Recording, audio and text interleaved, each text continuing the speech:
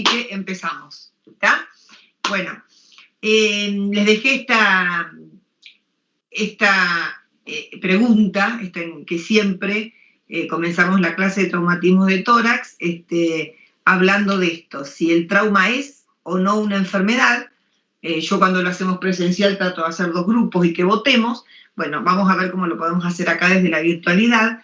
Me gustaría que rápidamente los que piensan que es una enfermedad me digan el porqué del sí, y los que piensan que el trauma no es una enfermedad, el porqué del no. ¿Vamos? Bueno, yo creo que sí que es una enfermedad, porque a la larga es una alteración del funcionamiento de una parte del organismo. ¿Y qué más? No me parece poco eso. No, bueno, pero por eso. Pero, a ver, si yo me corto el pelo, altero, y no es una enfermedad el cortarme el pelo. Por eso yo digo, pero yo dije altera el funcionamiento. Ah, el funcionamiento. Bueno, pero como la enfermedad, por la voz, es Hilda, ¿no? Porque no estoy viendo los nombres. ¿Es Hilda? Sí, soy yo, sí. No, recuerdo la voz porque yo justo te tomé examen, así que las voces más o menos algunas las recuerdo. ¡Qué memoria, Entonces, está bien, altera el funcionamiento, pero por eso digo que está bien la respuesta, o no, vamos a ver después, pero siempre tenemos que circunscribir un poquito más. Es sí, es verdad, es sí. No solamente la respuesta es porque altera el funcionamiento. ¿Hay algún otro sí? Yo, profe, para mí también es una enfermedad, no solo porque altera la funcionalidad, sino que está acompañado de signos y síntomas, el traumatismo. Muy bien. ¿Quién está hablando? Dígame los nombres. Rocío. Está bien. Bueno, ¿algún otro sí? ¿O vamos por algún no? ¿Vamos por algún no?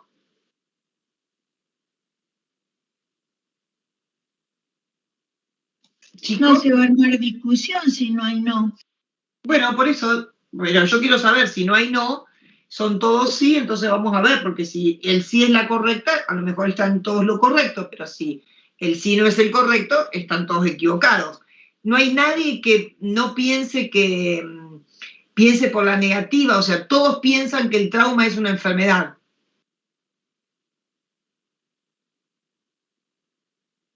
Bueno. Sí, perfecto. Es una enfermedad, efectivamente es una enfermedad. ¿Por qué es una enfermedad? Porque como en toda enfermedad, uno puede hacer la prevención primaria, secundaria y terciaria, o sea, tiene prevención, tiene tratamiento, tiene rehabilitación.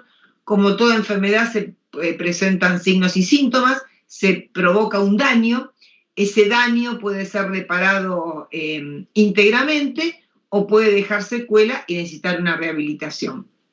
No solamente que es una enfermedad, sino que a nivel mundial el trauma es considerado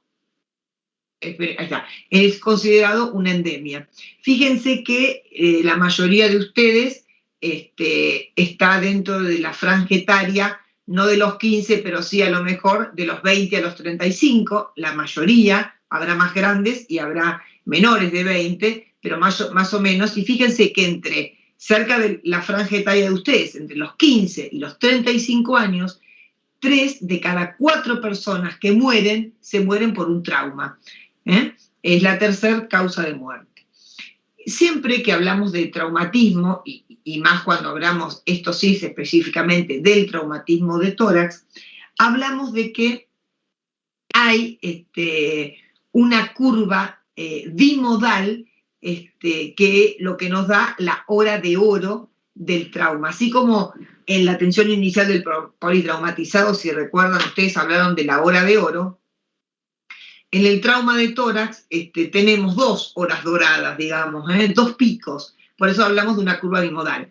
En principio hablamos de una serie de patologías que, de no ser resueltas en la primera hora de producido el trauma, inevitablemente conllevan a la muerte. Luego hay una etapa de estabilización o amesetamiento de esos síntomas o de aquellas patologías que no necesitaron ser resueltas en esta primera hora, pero de no ser resueltas entre las 24 o 48 horas subsiguientes a la presentación del trauma, también inevitablemente van a causar la muerte. Por eso se habla de esto, de un doble pico o de una curva bimodal, en la cual las patologías de no ser resueltas en la primera hora o no ser resueltas entre las 24 o 48 horas subsiguientes llevan inevitablemente a la muerte. Ahora vamos a ver cuáles son esas patologías y cuáles son los gestos o maniobras que nosotros debemos hacer para resolverlas. A su vez, como todo trauma tiene sus clasificaciones, también en los traumas de tórax los clasificamos en traumatismos abiertos o penetrantes y traumatismos cerrados. Dentro de los traumatismos abiertos podemos tener por heridas de arma blanca o heridas de arma de fuego, que pueden ser punzocortantes, las de arma blanca, y depende de la velocidad del proyectil, de alta o baja velocidad en los traumatismos abiertos o por arma de fuego. A su vez, en los traumatismos cerrados o no penetrantes pueden ser por acción directa, golpe o choque directo, o por acción indirecta. Aquellos que son por acción indirecta pueden ser por compresión, alteración de la velocidad, desaceleración, vertical u horizontal, torsión, deslizamiento e inmersión. Un ejemplo de trauma no penetrante por compresión, nosotros lo vimos cuando vimos neumotórax, que vimos aquella máscara de Michelin de ese paciente, no sé si recuerdan, que era por un mecanismo de compresión, por un aumento de la presión. ¿Lo recuerdan? Bueno, a su vez, los traumatismos que son penetrantes, esta es otra clasificación que los agrupa de acuerdo al tipo de penetrancia en la pared torácica, en la caja torácica. Entonces, lo divide en 4 grados, 1, 2, 3 y 4. El grado 1 tienen compromiso de la pared torácica, pero no entran en la pleura. Por lo tanto, no lesionan, no van a coexistir con neumotórax y no van a tener lesión ni de la pleura ni del pulmón. Son las grado 1.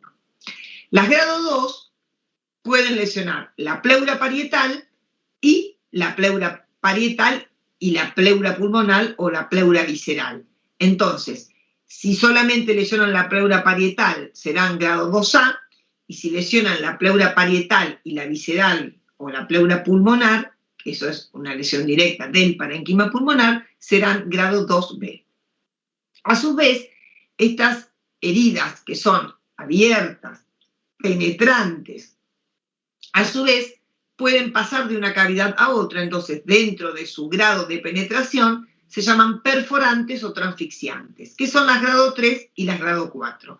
Es porque entran en la cavidad torácica y vuelven a salir de ella, o por la misma cavidad o comprometiendo otra cavidad.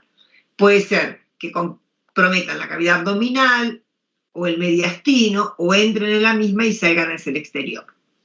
Estas son las grado 3 y grado 4, que como para regla neumotécnica siempre tienen un numerito más de las cavidades que comprometen. La grado 3 compromete 2 cavidades o regiones y las grado 4 comprometen 3 cavidades o regiones.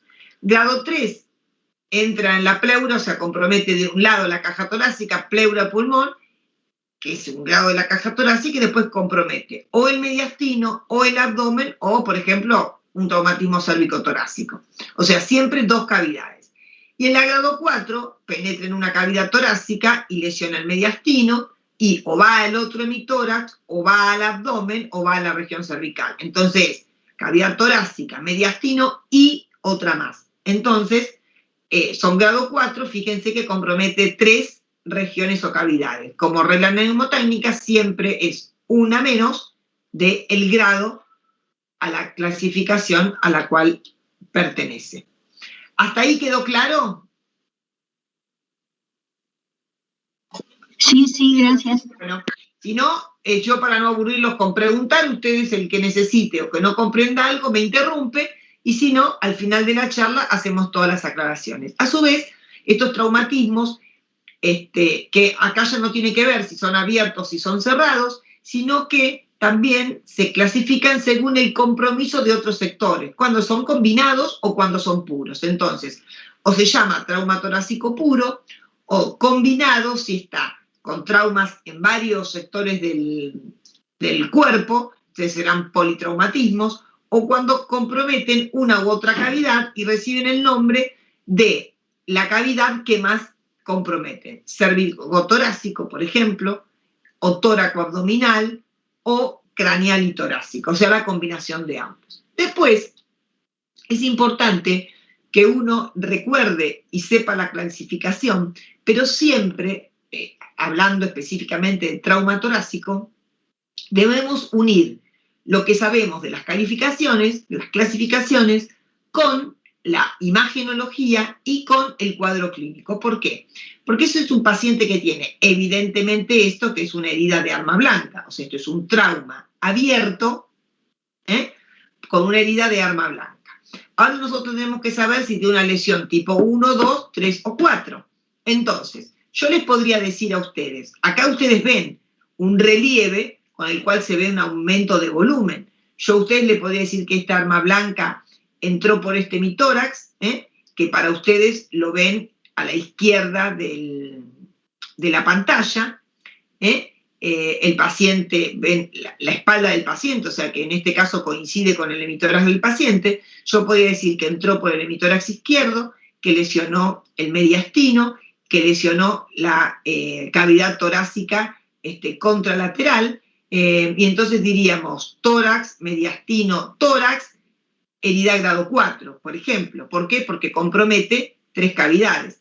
También le podría decir que es una herida grado 2B que lesionó la pared torácica y de este lado lesionó la pleura pulmonar y visceral. Entonces le diría que es una 2B. O le podría decir que es una herida que lesionó la cavidad torácica y el mediastino y que es una herida grado 3. ¿Qué significa todo esto? Y ahora las próximas las vamos a ver rápido. Que no podemos, con el solo evaluar visualmente una herida torácica, tener idea de la magnitud del trauma. ¿Por qué? Porque porque lo atendí y lo conozco al paciente, le digo que era una herida grado 1. Esta herida no lesionó ninguna cavidad, esta herida lesionó la piel y partes blandas y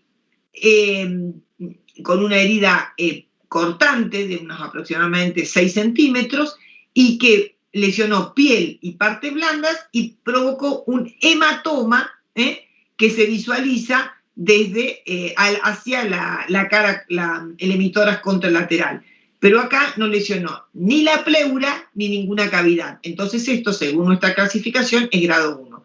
Fíjense cómo fuimos variando de hablar de que podría ser una grado 4 que comprometía 3 cavidades a concluir que es una herida grado 1 porque solamente comprometió la piel y las partes blandas. Esta otra, fíjense que es una herida que uno ve una impronta acá, esto son heridas de escopeta, esta imagen que se ve acá debajo es el pulmón, acá se lo vuelve a ver nuevamente con pérdida de sustancia, o sea que comprometió una cavidad, entrada y tiene la salida al exterior. Acá no sabemos en qué movimiento respiratorio tomó el paciente, bien esto podría ser por arriba o por debajo del diafragma, entonces podría haber comprometido una cavidad torácica, la torácica anterior, podría haber comprometido acá la cavidad abdominal, entonces podría ser una herida grado 3, porque comprometió 2 cavidades, o si uno piensa que comprometió el tórax, que pasó por el mediastino y comprometió la cavidad abdominal, grado 4, o que comprometió tórax, mediastino y salió por la misma cavidad torácica, grado 3. Las vamos a ir viendo rápido, yo se las voy explicando para que ustedes vayan viendo un poquito, con lo cual lo importante de esto es saber que lo que uno visualice no nos da magnitud de trauma. Acá es otra herida de escopeta con una gran pérdida de sustancia en la pared anterior del tórax. Fíjense que de acuerdo al movimiento respiratorio, este es el reborde costal inferior, esta es la cavidad abdominal, viene el diafragma que asciende 5 o 6 centímetros en los movimientos respiratorios, podría haber ascendido acá, y podría haber hecho un trayecto descendente, o sea que no sabemos si puede haber comprometido o no la cavidad abdominal. Esto es a un mayor aumento, donde se visualiza también, pero acá no lisito como allá, sino se visualiza el pulmón con una lesión en su parénquima, y acá esta mano de la cirujana lo que está haciendo es tocando entre sus manos el taco, esta es una herida de escopeta, y había quedado el taco acá en las partes blandas. Vamos rápidamente a esta herida, que estaba catalogada como una herida perforante. ¿Y por qué? Porque tiene un avenamiento pleural de este lado, y tiene un avenamiento pleural de este lado, por lo tanto, la herida pasó de un hemitórax al otro, pudiendo comprometer ambas cavidades torácicas o ambas cavidades torácicas y el mediastino. Podríamos decir que esta entonces es una herida de 1, 2 cavidades, es una herida grado 3 porque comprometió cavidad torácica derecha y cavidad torácica izquierda. Yo sé que no había comprometido mediastino, por eso se los digo. Esta también era una herida perforante, hemitórax derecho y hemitórax izquierdo, y acá les voy a mostrar que no. Acá tiene suturada la impronta, esto es todo un hematoma que había hecho el paciente, y esto entonces era una herida que había hecho lo que nosotros llamamos un sedal, o sea, había transcurrido el proyectil, había provocado un hematoma y había lacerado las partes blandas sin penetrar en la cavidad torácica. Por lo tanto, no era una herida perforante ni transfixiante, o sea, no era ni grado 3 ni grado 4, sino era grado 1 porque no había lesionado ni la pleura, no había lesionado la pleura parietal, o sea, no había entrado a la cavidad torácica. En cambio, esta sí era una herida transfixiante grado 4, porque acá vemos que el paciente tenía puesto un avenamiento pleural. Acá vemos otra foto del otro lateral del paciente, el otro avenamiento pleural, y acá vemos la cirugía que hubo que hacer porque había comprometido el mediastino posterior. Acá está la entrada del proyectil, la salida, perdón, del proyectil, y hubo que hacer una cirugía descompresiva de la columna porque el paciente entró pléjico, no podía mover sus piernas porque tenía esquirlas óseas y restos de sangre en el canal medular. Entonces, esta herida sí es una herida grado 4. Una cavidad torácica, otra cavidad torácica y el mediastino. Esta que ustedes ya la vieron es la máscara de Morestin del paciente que tiene todas las sufusiones hemorrágicas de un trauma cerrado por aplastamiento. ¿Hasta acá quedó alguna duda de la clasificación de heridas o cómo debemos evaluar las heridas? No, está bien. Bueno, avanzamos, entonces decimos que en nuestro medio es mucho más frecuente el trauma penetrante que el trauma no penetrante. Siempre recordando que del trauma no penetrante, lo más habitual es la coalición de vehículo a motor. Bueno, estábamos diciendo eso, o sea, el 70% accidente de tránsito, o sea, es por coalición de vehículo a motor, y el 30% restante que queda, en el mismo número del 10%, se lo reparten entre caída, derrame, derrumbe o contusión. Nos faltaba ver que aquel paciente que llega con un trauma, hay que evaluar cómo es su estado hemodinámico. El paciente puede estar compensado o descompensado.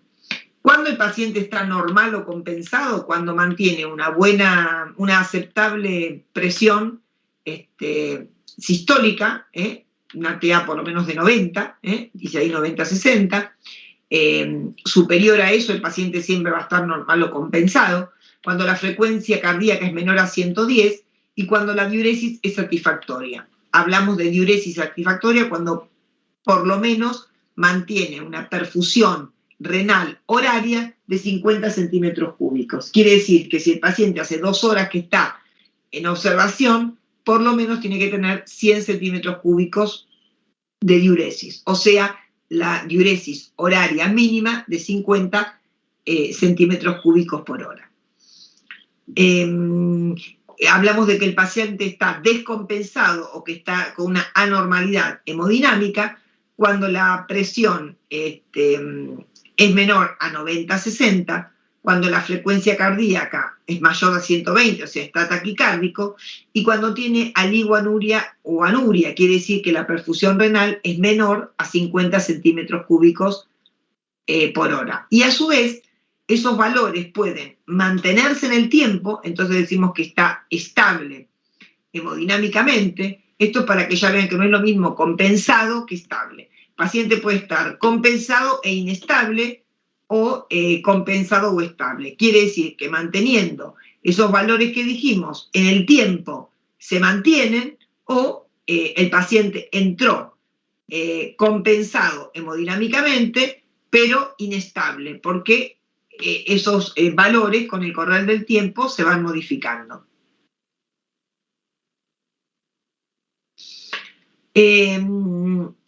Acá retomamos el concepto que hablamos al principio de la curva bimodal, y entonces el trauma es una patología quirúrgica que la mayoría de las veces se resuelve con procedimientos menores, que quiere decir con procedimientos que son gestos mínimos, pero que resuelven grandes problemas. Y que es importante, dice ahí, sospechar la docena mortal. Y ahí venimos acá. ¿Qué es la docena mortal? La docena mortal son 12 patologías, por eso docena, 12 patologías que, de no ser resueltas, pueden llevar inmediatamente a la muerte del paciente. De esa docena mortal, o de esas 12 patologías que pueden llevar a la muerte del paciente, lo dividimos en una hemidocena, o en las primeras 6 patologías, que son las que deben resolverse en esta primera hora, y en otras 6 patologías que, de no ser resueltas dentro de estas 24 o 48 horas subsiguientes al trauma, van a causar la muerte. O sea, son 12 patologías que causan la muerte del paciente con trauma de tórax de no ser resuelto. Que hay unas primeras 6 que deben ser resueltas en la primera hora, o sea, esa es hemidocena mortal, y otras 6 que deben ser resueltas entre las 24 o 48 horas subsiguientes al trauma, que si no sean resueltas también van a causar la muerte. Las 6 primeras lesiones que deben ser resueltas en el primer pico de la curva y que, de no ser resueltas inmediatamente, el paciente muere porque son lesiones que amenazan la vida y deben ser resueltas en la evaluación primaria, son la obstrucción de la vía aérea, el neumotórax hipertensivo, el neumotórax abierto, el taponamiento cardíaco, el hemotórax masivo y el tórax inestable. Luego vamos a ver cada una de ellas con qué gestos o con qué maniobras debe resolverse. Esa sería la primer hemidocena mortal. Y luego vamos a la segunda hemidocena, que son las de aquellas lesiones que no se hacen en la evaluación primaria, pero sí deben detectarse en la evaluación secundaria, porque si no, también van a causar la muerte del paciente. Y ellos son la ruptura de la tráquea y bronquios, la ruptura del diafragma, la lesión del esófago, la contusión pulmonar, la ruptura aórtica y la contusión miocárdica. Esas son la segunda hemidocena, o las 6 lesiones potencialmente letales u ocultas. A su vez, hay el traumatismo de tórax, que no son letales y que, digamos, que nos dan tiempo para su resolución, como el neumotórax simple, evidente u oculto. Ustedes ya lo vimos en neumotórax, ya saben lo que es un neumotórax oculto.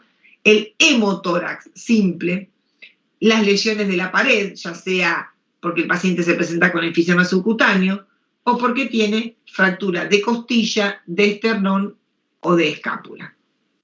Vamos a ver ahora cómo se resuelven cada una de las 6 lesiones mortales que deben ser descubiertas en la evaluación primaria, porque, de no ser descubiertas, llevan inevitablemente en forma rápida a la muerte del paciente. Una de ellas es la obstrucción de la vía aérea.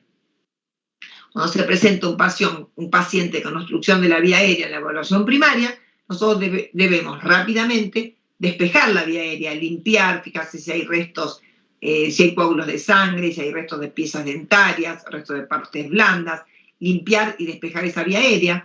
tratar siempre de que el paciente mantenga una buena oxigenación y evitar que suba el dióxido de carbono, ver que el paciente respire, o sea, que su hemitórax excursione bien, sube y baje bien, o sea, que la respiración sea efectiva para ver que el paciente esté con una buena ventilación.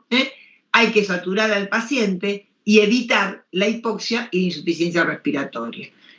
Por lo tanto, si una vez despejada la vía aérea, si el paciente no mantiene una buena oxigenación, el paciente está en insuficiencia respiratoria o se pone hipercárnico, ya descartado todo lo que nos permite pensar en una obstrucción mecánica de la vía aérea, vamos a tener que entonces decidir una mejor forma más efectiva de ventilar al paciente, porque el paciente nos está entrando en hipoxia e insuficiencia respiratoria.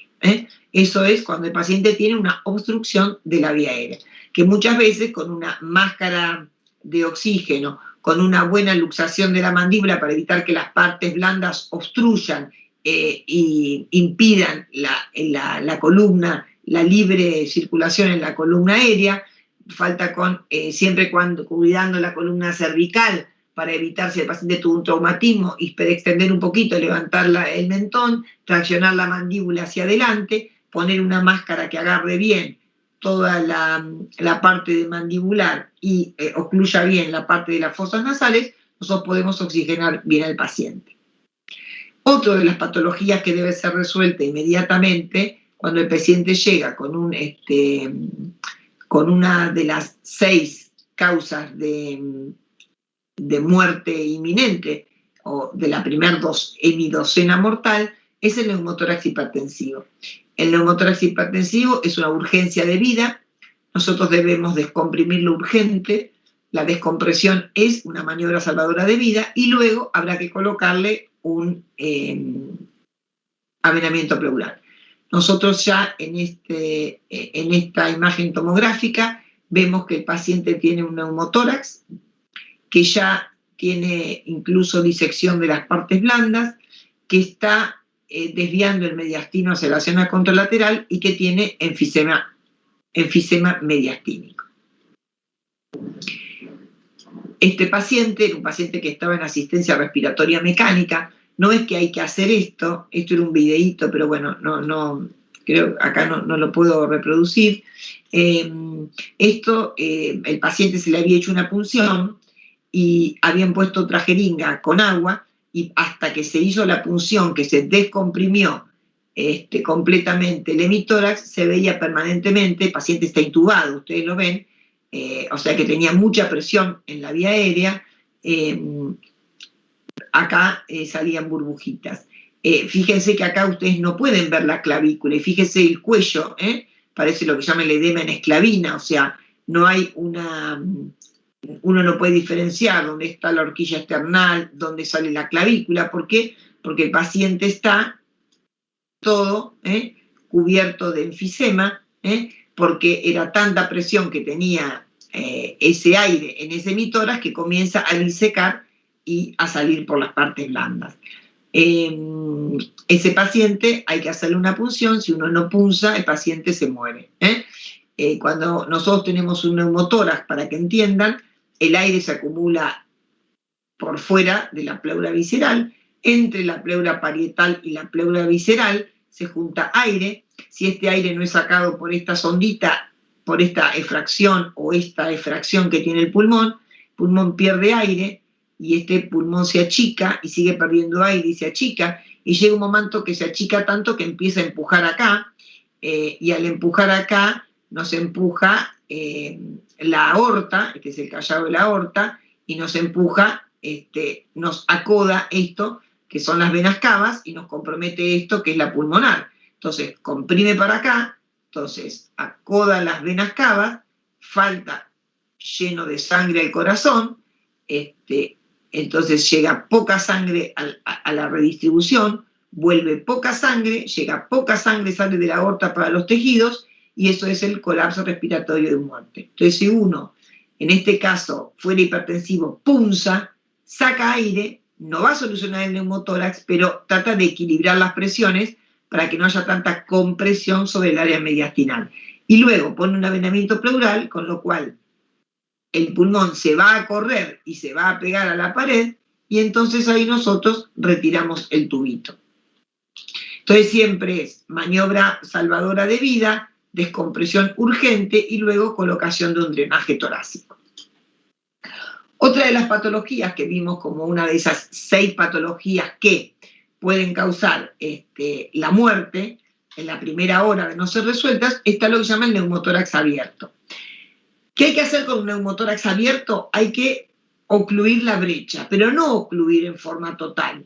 ¿Por qué? Porque si vamos a este caso, y se fijan de este lado, supónganse que el paciente tiene acá una lesión, en esta pared torácica, y yo la cubro en forma hermética, este pulmón que está lesionado sigue perdiendo aire, pero ya no puede salir por esta pared, porque yo lo cerré herméticamente. Entonces yo convierto una urgencia, que es un neumotórax hipertensivo, un neumotórax abierto, lo convierto en un neumotórax hipertensivo. Por eso yo tengo que sellar la pared por donde pierde el aire, pero tengo que sellar, que si la herida está en un extremo, lo sello con un parche, así como es esto, en 4, pero dejo, por ejemplo, esta parte de abajo abierta. Entonces, cuando el aire sale, puede escapar por la parte de abajo. Y cuando el aire entra, esto, como acuérdense la presión negativa del tórax, se pega en la pared y no permite que entre aire de afuera para adentro. Por eso, en un neumotórax abierto, debe cerrarse, no oclusivo total, luego debe ponerse un drenaje y luego debe hacerse una cirugía reparadora. Este era un paciente que mal se había hecho una oclusión total. De hecho, cuando lo destapemos vamos a ver que hasta se había suturado la herida. Entonces el paciente tenía esto, acá ustedes pueden ver la deformidad y abombamiento que hay acá en el hueco supraclavicular. Todo esto era enfisema subcutáneo. Fíjense cómo está deformando ya el cuello. ¿Por qué? Porque por suerte el aire, antes de comprimir y desviar el mediastino para el otro lado, empezó a salir por las vainas peribronquiales y perivasculares y empezó a hacer enfisema mediastínico, paratraqueal, enfisema cervical, que fue lo que en realidad salvó al paciente. Fíjense que acá el paciente ya tiene puesto el avenamiento pleural. Esta era la herida del paciente, donde se había suturado en principio, y entonces el aire no podía escapar por acá, el pulmón no estaba drenado y entonces estaba haciendo un mecanismo hipertensivo. Fíjense acá, ya tiene puesto el avenamiento pleural, acá están las marcas, cómo empezó a descender, acá ya se quiere ver un poquito la clavícula, acá ya se dibuja el hueco supraclavicular, acá ya se dibuja el cuello, entre el hombro y el cuello, y queda marcado acá todavía esta zona de enfisema subcutáneo.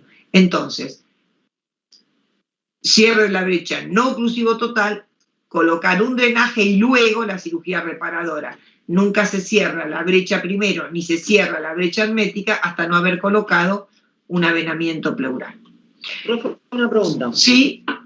En este caso donde el enfisema está en el área del cuello, ¿no puede generar una obstrucción de la vía aérea? Por supuesto, pero por eso ustedes acuérdense que yo les dije que todas estas lesiones deben ser descubiertas en la evaluación primaria. Y acuérdense que la evaluación primaria empieza A, B, C, D, E.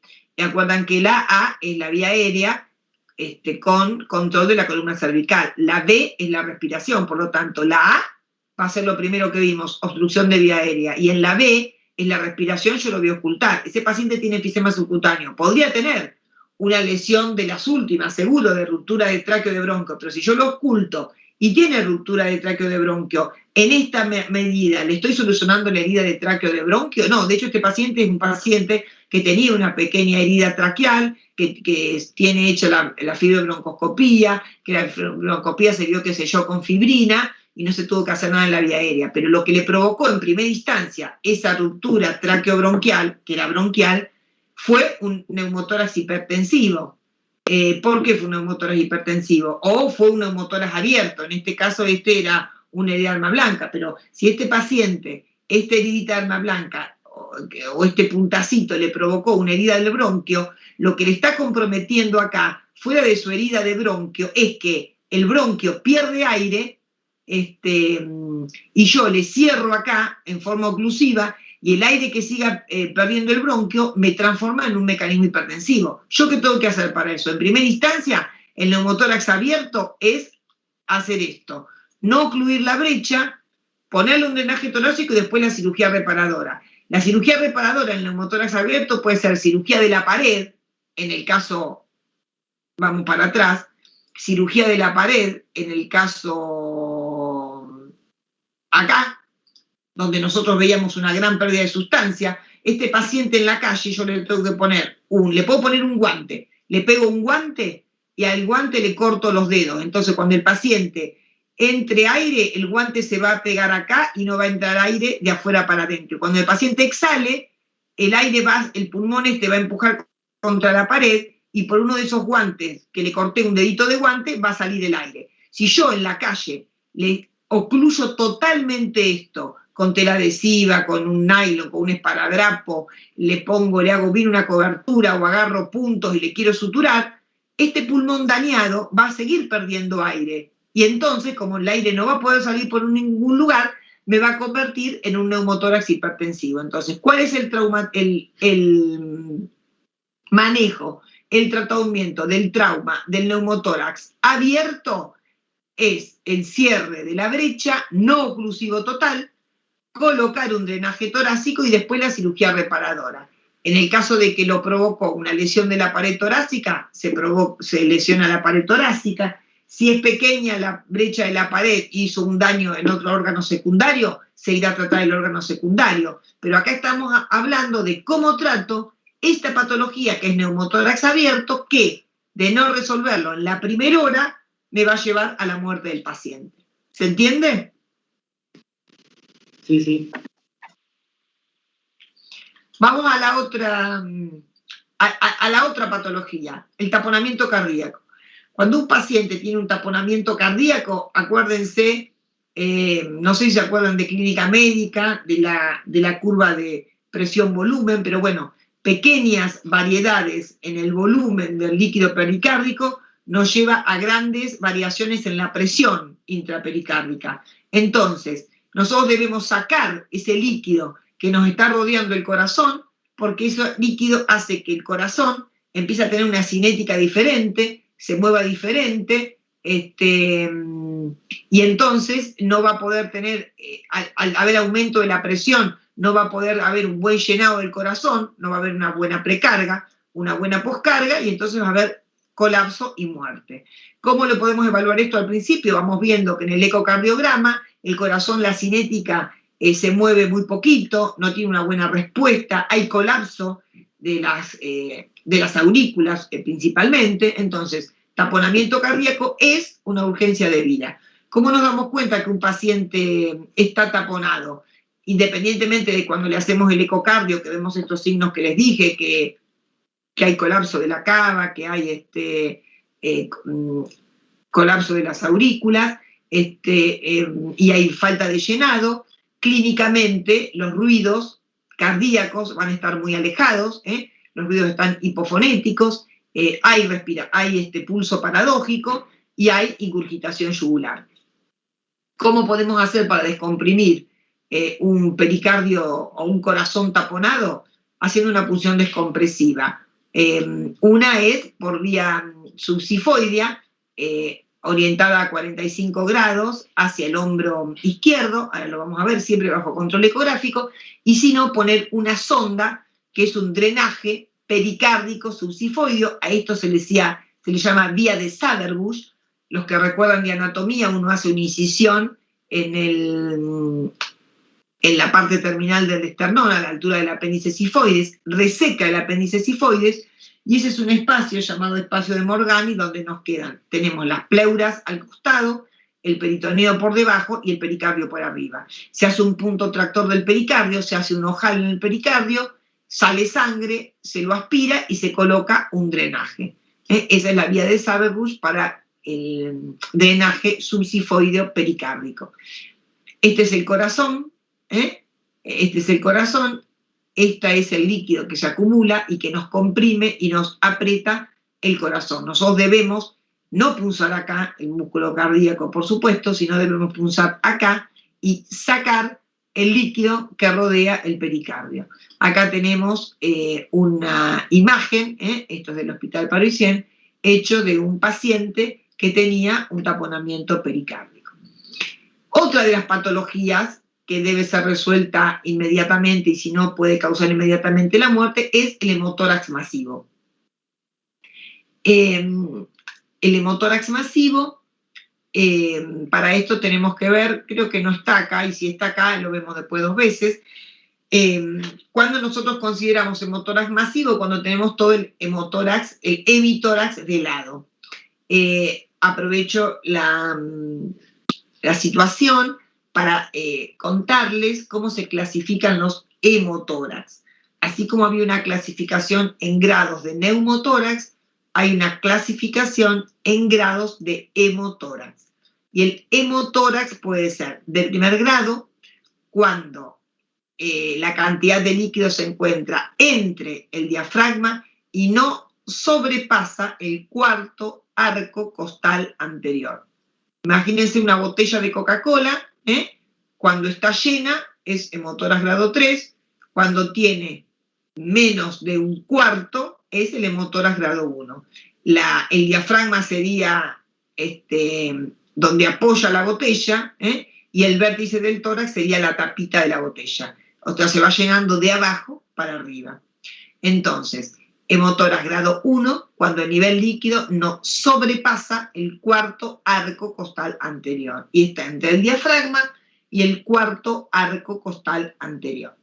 Hemotórax grado 2 está entre el cuarto arco costal anterior y el segundo arco costal anterior. Y grado 3, o también llamado hemotórax masivo, el nivel líquido está por arriba del segundo arco costal anterior. Como todo ha cambiado en la modalidad traumática y en el mecanismo de encarar los traumas, antes a nosotros nos enseñaban que en el hemotórax grado 1 se ponía un tubo, que en el hemotórax grado 3 se lo operaba y que en el hemotórax grado 2 se ponía tubo y se veía o se operaba. Eso ya es un concepto viejo, ya no se toma la indicación quirúrgica por la magnitud del hemotórax, salvo que sea el hemotórax masivo, sino por todo lo que le estuve diciendo ahora de la hemidocena mortal en la primera parte de la curva bimodal o la segunda hemidocena en las 24 o 48 horas. Cuando tenemos un hemitórax todo velado, que no entra aire y está lleno de sangre, nosotros tenemos que hacer alguna maniobra. ¿Cuál será? De un gesto mínimo, que es ponerle un drenaje pleural, hacer una toracotomía de urgencia o una toracotomía de emergencia. Luego, un poquito más abajo, vamos a ver qué es una toracotomía de urgencia y qué es una toracotomía de emergencia. Y luego de evaluar esas dos, ustedes se van a dar cuenta cuándo debe hacerse toracotomía de emergencia o de extrema urgencia, cuándo toracotomía de urgencia, que puede ser temprana o no, y cuándo solamente amerita colocarle un drenaje pleural. Otra de las patologías que causan la muerte de no ser resueltas es el tórax inestable. Hablamos de obstrucción de la vía aérea, de neumotórax hipertensivo, de neumotórax abierto, taponamiento cardíaco, de hemotórax masivo, y ahora vamos al tórax inestable. Hablamos de tórax inestable cuando un fragmento de la pared torácica se mueve independiente del resto. A ese fragmento que se mueve independientemente del resto se le llama bolé o zona de bolé costal.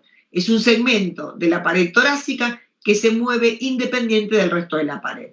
Para que se produzca un bolé torácico, generalmente debe haber fracturas de dos o más costillas en 2 o más fragmentos. Entonces, si uno tiene varias fracturas en un solo fragmento, por más que tenga 5 costillas fracturadas, es raro que se produzca un bolé costal. ¿Y por qué es tan importante el bolé costal? Porque al desprenderse un segmento y moverse independiente del resto de la pared torácica, es un segmento que somete al pulmón a diferentes presiones. Por lo tanto, se sabe que toda la zona que esté por debajo de la zona del bolé costal no realiza intercambio alveolo capilar de oxígeno. Por lo tanto, no realiza hematosis, por lo tanto, nos va a llevar a la hipoxia. Entonces, ¿cuáles son las premisas para el tratamiento de un tórax inestable? En primera instancia, oxigenar bien al paciente. Segundo, tratamiento del dolor, porque se sabe que el paciente, al tener múltiples fracturas, está muy dolorido, respira muy superficial y entonces el pulmón le queda con zonas de atelectasia. Muchas veces, antes se decía que la única forma de tratarlo era con la asistencia respiratoria mecánica. Hoy se sabe que si puede no llegarse a la respiración asistencia mecánica es lo ideal, que se puede hacer la ventilación no invasiva antes de llegar a la respiración mecánica, que es muy, muy importante la asistencia que nos puede dar kinesiología en el tratamiento del tórax inestable, y que una vez hechas todas las medidas de oxigenación, tratamiento del dolor y asistencia kinésica, se lo preparará al paciente para hacer la cirugía de la reparación de la pared costal. Para estas 6 lesiones que comprometen inmediatamente la vida de no ser resueltas en la primera evaluación, nos podemos valer de diferentes procedimientos. Y como vimos al principio, que entre un 75 y un 85% de las patologías torácicas se resolvían con procedimientos quirúrgicos menores, estos son los procedimientos quirúrgicos menores que nos llevan a poder resolver parte de estas 6 lesiones que amenazan la vida de no ser resueltas. Toracocentesis, o sea, punzar el tórax, drenaje pleural, que lo veíamos hoy, hacer una pericardiocentesis o una ventana sifopericárdica, si el paciente tiene necesidad de vía aérea, porque habíamos dicho que tiene una obstrucción, que no podemos remover sangre ni coágulos, que el paciente sigue obstruido, no sabemos si se puede haber aspirado una pieza dentaria, su propia dentadura, un coágulo, pero el paciente vemos que o tiene una importante fractura mandibular, que no podemos oxigenarlo con una máscara, no tenemos agarre de esa máscara porque tiene toda una deformidad, tanto en la parte ósea como en las partes blandas, tenemos que hacer una vía aérea quirúrgica y el procedimiento que usamos en la emergencia es una cricotiroidotomía y luego lo podemos transformar en una traqueostomía. O sea que estos son 6 procedimientos quirúrgicos menores con los cuales se resuelve prácticamente el 85% de la patología torácica. Y esos son los procedimientos menores. ¿Y cuáles son los procedimientos mayores? La toracotomía de emergencia, también llamada toracotomía de resucitación, que se lleva a cabo sin ningún tipo de preparación, directamente en el departamento de emergencia, generalmente es en el shock room de la guardia. Se hacen aquellos pacientes que se presentan sin signos de vida, que no se les puede registrar la presión, que tampoco tienen actividad eléctrica, que no tienen reflejo pupilar, pero que todavía mantienen la temperatura corporal, y el paro fue presenciado ahí mismo en el shock room de la guardia, o fue un paro presenciado por su familia en el traslado del paciente al centro de salud.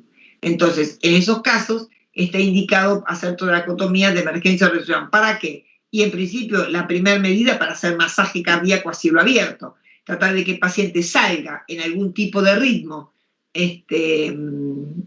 cardíaco, seguramente es algún ritmo, uno quiere que el paciente salga con un ritmo de fibrilación para poder desfibrilarlo y tener un paciente vivo. En este caso, un paciente sin signos de vida, con la TA irregistrable, sin reflejo pupilar y sin actividad eléctrica, es un paciente muerto. Entonces, para resucitar al paciente, por eso se llama toracotomía de resucitación, se hace esta toracotomía. Esto se hace con guantes directamente y en el shock room de la guardia. No se pone en campos, no se pita al paciente, no se le hace anestesia, es una toracotomía de emergencia o de resucitación. Ese es uno de los procedimientos mayores. Hay elementos que uno tiene que hacer, gestos que tiene que hacer, como cortar el ligamento triangular, abrir el pericardio, ver si puede clampear el hillo pulmonar, hacer masaje a cielo abierto, clampear la aorta torácica para disminuir el sangrado subdiafragmático, para tratar de darle vida al paciente que nos permita después resolver algo más. Recordar que cuando nosotros abrimos un paciente, si el pericardio está cerrado, por más que parezca sano, nosotros debemos abrirlo, porque muchas veces al abrir el pericardio nos encontramos con una lesión cardíaca contenida. Así que siempre hay que abrir el pericardio. En esa misma toracotomía de emergencia, bueno, liberar, si tiene el taponamiento cardíaco, liberarlo, si tiene hemorragia, controlarla, si tiene pérdida aérea de la vía aérea, del bronquio o de la tráquea, controlar esa fístula aérea, hacer, como ya dijimos, masaje a cielo abierto o ocluir en forma temporal la aorta para, mientras estamos buscando, viendo el resto de las lesiones, redistribuir el flujo sanguíneo para que vaya al miocardio, al cerebro, y también limitar con eso la hemorragia subdiafragmática. Son todas medidas que uno trata de hacer para contener el sangrado y tener un paciente con vida. Y cuando hablamos del pericardio, que es un enigma cuando está cerrado, esto es un paciente que se operó a la semana de haber ingresado al hospital porque su drenaje torácico seguía perdiendo sangre, y al hacerle una ecografía, el ecografista dice que ve una refrigencia metálica en la pared. Era un perdigón que el paciente tenía y permanentemente babeaba o perdía un poquitito de sangre. Por supuesto que como el paciente tenía esa lesión con la herida de bala, el pericardio estaba abierto, por eso el paciente no se taponaba, pero diariamente perdía un poco de sangre, el pulmón había expandido, pero permanentemente tenía sangre porque seguía perdiendo sangre que caía a la cavidad pericárdica y luego de ahí pasaba a la cavidad pleural. Ahí, a menos aumento, más cerca se ve la lesión, tiene un poquito de brillo. Acá esa lesión, por supuesto que acá, tanto acá como acá, ya está el pericardio abierto, ¿no es cierto? Acá estamos por suturar la lesión. Ahí la lesión ya está suturada, poniéndole un parchecito de teflón, que es un parche de malla, como se pone la malla que se pone en las hernias, para que cuando uno ajusta los hilos, bueno, esta diapositiva está cambiada de lugar, para que cuando uno ajusta los hilos, la presión la haga dentro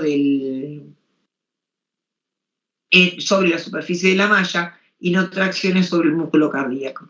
Esto es otra de las cosas que hacemos en las cirugías torácicas, que es lo que se llama el control del daño, que es dentro de un orificio que tenía el corazón, poner una sonda Foley, se le infla el balón con agua y se lo tracciona, y después nos da tiempo, que ahora vamos a ver que es de otro paciente, pero cómo nos da tiempo para ir reparando una herida cardíaca cuando uno tiene un importante orificio en el corazón, y puede hacer esto que es la maniobra de control del daño, que es hacer maniobras rápidas que permitan tener al paciente con un control de su hemorragia, de su estado hemodinámico, para muchas veces, o en esa misma cirugía, o en una segunda vista, o en un second look, resolver en forma definitiva las lesiones. Acá tenemos un paciente que tiene puesta la sonda Foley. Bueno, ahora espérenme un poquito, porque les tengo que abrir videíto, porque así les puedo reproducir el video. Ahí.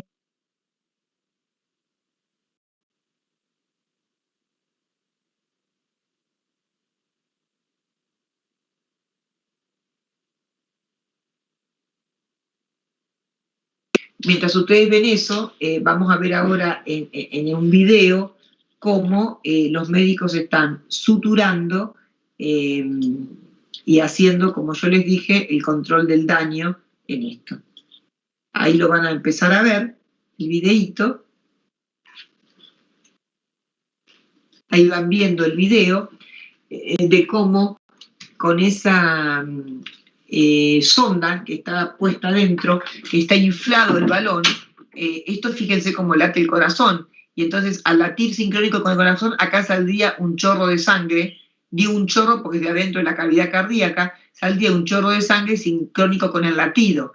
El tener la Foley adentro con el balón inflado permite que a los bordes de la herida nosotros le vayamos dando puntos y nos permite ir suturando con mayor tranquilidad, y esto hecho por médicos de una guardia general. Esto hecho por médicos de una guardia general operando a un paciente, por supuesto, sin bomba, ¿no? Porque los médicos cardiólogos esto lo hacen con una bomba. Entonces, canulan al paciente, lo conectan a una bomba de circulación extracorpórea y pueden suturar el corazón tranquilos. Acá voy a parar un minutito el video para que ustedes vean, ahí se ve el orificio que tiene el corazón. Estas son las paredes del corazón abiertas. Como tenemos esta sonda Foley con el balón inflado adentro del corazón, nos permite ir haciendo los puntos de un extremo al otro de la herida, y acá después en uno van a ver cómo cuando está todo preparado se saca la sonda y queda el corazón ya todo suturado, sin pérdida de sangre. Por supuesto que si uno tuviera una bomba y canular al paciente, como se hacen los que operan cirugía cardiovascular, todas estas maniobras son mucho más fáciles, pero esto es hecho por cirujanos generales en una guardia de emergencia. Ahí lo van viendo. Ahí los cirujanos van sacando, estos videos no están editados, se darán cuenta que están in situ, así como fueron grabados en la operación. Ahí seguimos avanzando, y por último, vamos a ver si acá, fíjense acá, estén muy atentos, que en la última parte del video van a ver todas maniobras combinadas que unen los cabitos de los hilos. Le saqué el audio porque, bueno, había algunas palabras no muy lindas para escuchar porque son situaciones de emergencia, pero van a ver cuando están uno de los médicos tiene los hilitos, los cabos de los hilos, hace un seminudo y le pide al otro ayudante que traccione y que saque la sonda, anudan y entonces queda el corazón suturado. Realmente son maniobras muy precisas, son momentos de alta tensión, porque si uno de esos hilitos cortos se desgarra, el paciente se muere, porque fíjense, piensen la presión y el caudal, con lo cual sale la sangre de una herida del corazón que tenga como esta, que tenía casi 2 por 1,5 centímetros, ¿no? Realmente es una situación desesperante. Pero bueno, ahí están viendo cómo se sutura. La aguja no es la adecuada, por eso cuando uno tracciona la aguja se rota, entonces le cuesta hacer el punto tiene que pasar en una maniobra, porque si uno tracciona puede desgarrar aún más el músculo del corazón. Uno no puede dejar el tejido quieto. Si ustedes ponen la mano y tratan de tener el corazón un poquito quieto para que se pueda dar el punto, el corazón o se para o se vuelve arrítmico. Acuérdense que tiene propioceptores por todos lados. Entonces no podemos hacer como cuando suturamos un vaso, un hígado, un riñón, que lo agarramos con la mano, lo sostenemos bien y damos un punto. Eso no puede hacerse en el corazón. El ayudante también tiene que ser muy suavecito. Fíjese que ahí cortaron todos los hilitos que están rodeando. Ahora están haciendo todas las pruebas logísticas de que si traccionan y tiran, si queda bien cerrado el orificio. Ahora van a anudar simultáneamente y con una maniobra así, ¿no? A la cuenta de 3 y ya, como cuando éramos chiquitos y salíamos corriendo, a la cuenta de 3 y ya, uno tiene la sonda Foley, los otros 2 operadores tienen los hilos con el seminudo, y ahora van a decir, bueno, listo, ya está, vamos, prepárate, tenés la Foley, desinfla el balón, y cuando te digo retirala, y te va a decir, bueno, ahora retirala, cuento hasta 3, 1, 2, 3, y ya, y ahí tiene que sacar la sonda el ayudante, y ahora ustedes lo van a ver.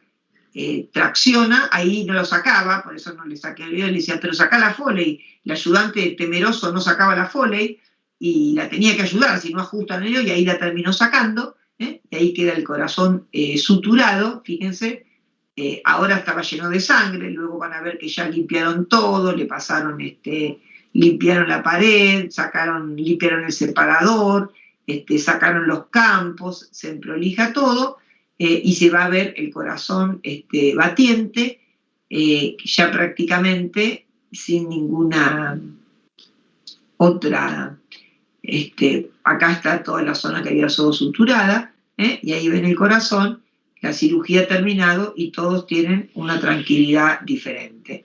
Bueno, eso que yo le decía era hacer maniobras de control de daño, son maniobras simples, rápidas, que tienen como finalidad controlar la hemorragia severa. Podría ser contaminar si el paciente tuviera roto el esófago, también evitar la contaminación por una víscera hueca. La premisa fundamental es que el paciente no sangre, no entre en hipotermia, no lo tengamos con deuda de oxígeno, no esté en acidosis, no haga una coagulopatía, que eso es la triada de la muerte, para aumentar la supervivencia del paciente, y en una segunda instancia llevarlo, se hace todo el control del daño, se lo manda a la terapia intensiva, y en una segunda etapa se lo recupera al paciente y se hace el tratamiento de las lesiones definitivas. Entonces, primera etapa, control de hemorragia y fuga aérea. Segunda etapa, manejo de la hipotermia, acidosis y coagulopatía en la unidad de la terapia de los cuidados críticos. Y en una tercera etapa se tratan definitivamente las lesiones. Hay que acordarse que el paciente también puede tener en el tórax, tenemos también asociado, tenemos los grandes vasos. O sea que el paciente puede tener un trauma vascular, puede tener lesión del pulmón o de la vía aérea, puede tener un trauma vascular torácico asociado. También dentro del trauma vascular torácico, el paradigma es la cirugía de control del daño. Siempre usar sonda Foley, que también la ponemos así como la vimos en el corazón, en los vasos subclavios. Se puede clampear, poner un hilo en el ilio pulmonar, un clamp en el ilio pulmonar. Se puede, cortando el ligamento triangular, hacer una torsión del ilio pulmonar para evitar el sangrado de la arteria o de la vena bronquial o la pérdida de aire por el bronquiofuente. Hacer una tractotomía pulmonar, que es abrir el pulmón en el trayecto o en el sentido de la lesión para ir tomando los vasos y hacer la reparación de la vía aérea, llegando a través del parénquima pulmonar. Clampear las venas cavas, eso se llama maniobra de Shoemaker, o colocar un packing, así como hacemos un packing dentro de la cavidad abdominal, hacer un packing intratorácico y entonces poder controlar el daño vascular. Bueno, hasta acá hemos visto el trauma torácico. Ahora estoy dispuesta a escuchar todo lo que ustedes me quieran preguntar o dudas.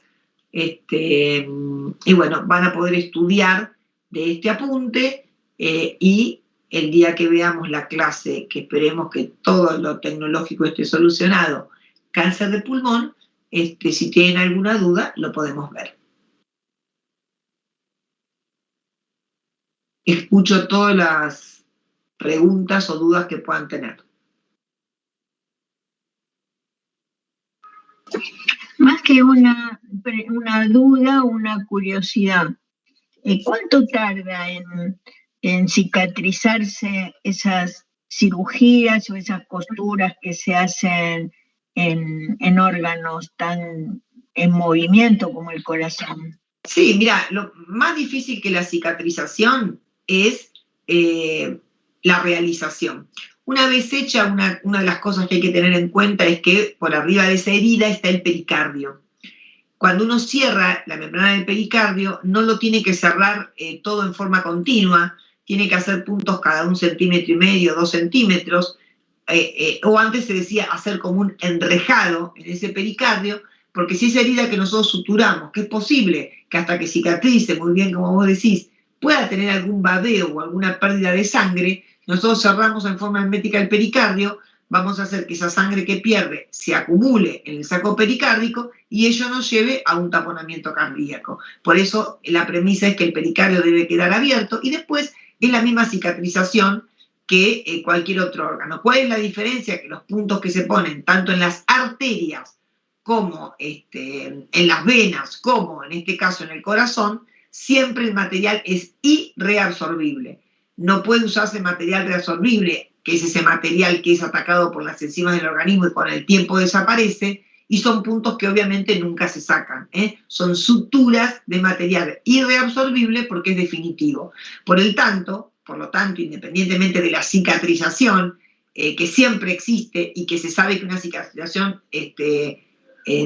definitiva en cualquier órgano del en cualquier lugar de nuestro organismo, son 6 meses el proceso de cicatrización, tengamos en cuenta que acá, normalmente nosotros el resto de los puntos uno los hace para que los bordes de una herida coapten, se acerquen, luego vayan los fibroblastos y el colágeno y demás, y se haga el proceso de cicatrización. Y el cierre de todas las heridas depende más de la cicatrización que del material de sutura. Bueno, en este caso no. El cierre de las heridas depende mucho de la maniobra o de la sutura que nosotros hagamos. No sé si te queda contestada tu pregunta. Sí, sí, gracias. De nada.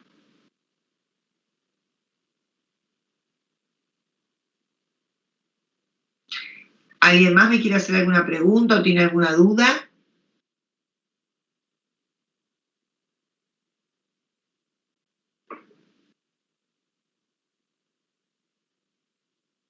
¿Me escuchan?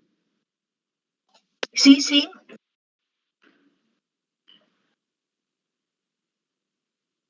Hola, profe, ¿le hago una pregunta? Sí.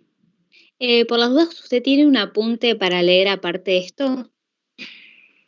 ¿O es solo la clase? No, y no me olvidé que les tengo que dar el apunte de manejo. El neumotórax, sí. Sí, ese lo tengo y se los voy a mandar. De esto no, pero esto les puedo dar una cita donde lo pueden leer, Sí. y si no lo tienen, lo pueden leer de acá. En los libros les explican, yo no sé si no tengo un apunte, en los libros les explican eso de motoras grado 1, 2 o 3, tubo, mixto y toracotomía, que se ponen 2 tubos, todo eso es viejo, por eso les digo, lo ideal, hay un relato oficial de traumatismo de tórax de la Asociación Argentina de Cirugía Torácica, que habla todo de esto sería un resumen de todo ese material.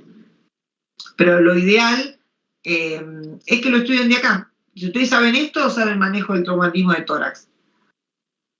Ok, gracias. Gracias, entonces. Profe, Sí. tengo una consulta con respecto a la estabilización cuando usted dijo de Follett, ¿no? Sí. ¿Esto cómo sería la estabilización en estos casos?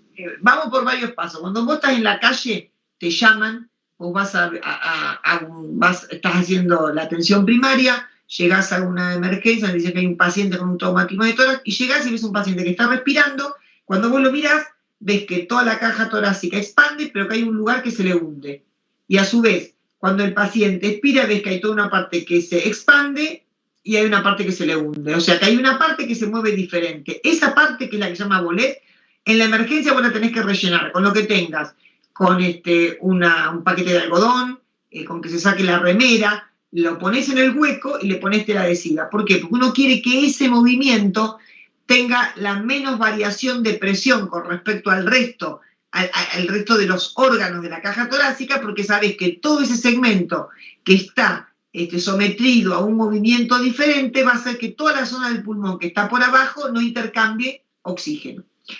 La forma de fijar eso antes, a nosotros que nos decían que la forma de fijar eso era intubar al paciente, ponerle presión positiva, entonces tratar de que ese segmento siempre estuviera a mayor presión, por lo tanto no iba a tener ese movimiento paradójico del tórax. Después se supo que cuando vos lo ponías en respirador, independientemente de todo lo que conlleva, aumentaban las infecciones, el paciente no mejoraba, que lo mejor para el paciente era mantener la esoffigación, como te dije, que lo que le hacías en la evaluación primaria, calmarle el dolor, porque entonces el paciente va a respirar mejor, y entonces va a disminuir esa zona de bolé, y ponerle una forma de administrarle oxígeno sin llegar a que sea intubado, o con máscara o bien con ventilación no invasiva. Y si tenés un fragmento de la pared torácica que se mueve independiente del resto, tenés que fijarlo en forma quirúrgica. ¿Cómo? Bueno, depende. Si está fracturado en 3 sectores, hay unas plaquitas que son plaquitas de titanio, hay costillas de reemplazo, vos abordás la zona, sacás los 3 fragmentitos que están cortados y le pones un fragmento, que es como una réplica de una costilla, que tiene tornillitos, y con esos tornillitos lo fijas a las 2 partes sanas, digamos, de la pared torácica. No en todos los sectores de la pared torácica se produce un bolet. Generalmente, si las fracturas son en la región posterior, lo más probable es que no se produzca porque tiene toda una capa muscular que conlleva y lleva y protege a esas costillas. En cambio, si las fracturas son en la cara lateral o látero anterior, lo más probable es que si tenés fragmentos de 2 o 3 costillas en más de 2 o 3 lugares, se produzca este segmento que se mueve diferente al resto. O sea, cuando viene de la calle, no llega de la calle y lo metes al quirófano para repararle, porque tenés que tener las costillitas de repuesto o plaquitas de titanio, y porque lo más importante, en principio, es tratarle la hipoxia o la insuficiencia respiratoria a lo cual que te lleva esa patología. Perfecto, profe. Otra duda que me quedó de la clase pasada, ya aprovecho la brecha, Sí. Con respecto a identificar, porque yo vi que en la radiografía, cuando era para identificar si era una agulla o un neumotórax, había que tener en cuenta, por ejemplo, el ángulo, ¿no? Eso ya en tomografía, ¿era un ángulo obtuso o un ángulo recto? Eso no me quedó claro, profe, no sé si... Agudo u obtuso, eso también se dice en la placa de tórax. Por eso, como es difícil entender ese ángulo, ver ese ángulo, lo que yo les digo es que ustedes piensen que la bulla, como dijimos que en anatomía patológica había células neumonocitos 2 que tienen que ver con la pleura, la bulla abraza al pulmón. Entonces siempre la imagen que ustedes tienen que ver es como de una imagen por fuera convexa y como que lo abraza. En cambio el neumotórax, la imagen que ustedes deben ver es cóncava, porque el neumotórax al pulmón lo empuja, porque el pulmón está rodeado por su pleura. Acá lo que pasa es que el pulmón pierde aire y el pulmón se va achicando, envuelto en su pleura visceral, y va dejando por fuera la cavidad torácica recubierta desde la parte de adentro con la pleura parietal. Entonces, si yo empujo al pulmón, lo empujo, el pulmón se va a achicar, pero el ángulo que esta pleura haga con los bordes de la pared torácica van a ser seguramente ángulos agudos. En cambio, si yo al pulmón lo abraza porque lo achico, pero está dentro la burbuja, siempre lo va a estar abrazando. Y el ángulo que haga esa pleura con el resto del pulmón es un ángulo obtuso porque en realidad la pared de ese gran quiste de aire es la pleura. Entonces en uno lo empujo, por eso es deprimido, y en el otro la pleura lo abraza. Esa es la diferencia de aire ubicado en la cavidad pleural que no el de la bulla, que es aire que está dentro del parénquima pulmonar. ¿Se entiende? Sí, profe, perfecto. Gracias. De nada. ¿Alguien tiene alguna pregunta más?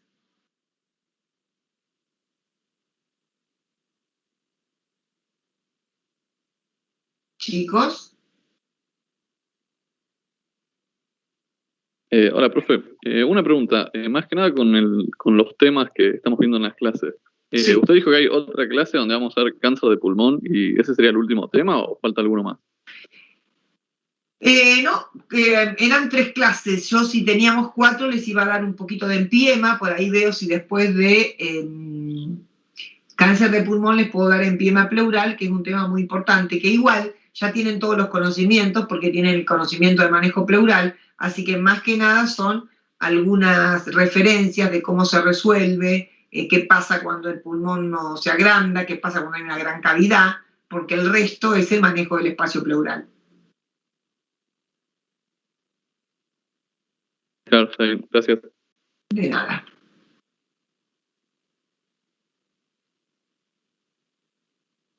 Bueno, ¿alguien más quiere decir algo más?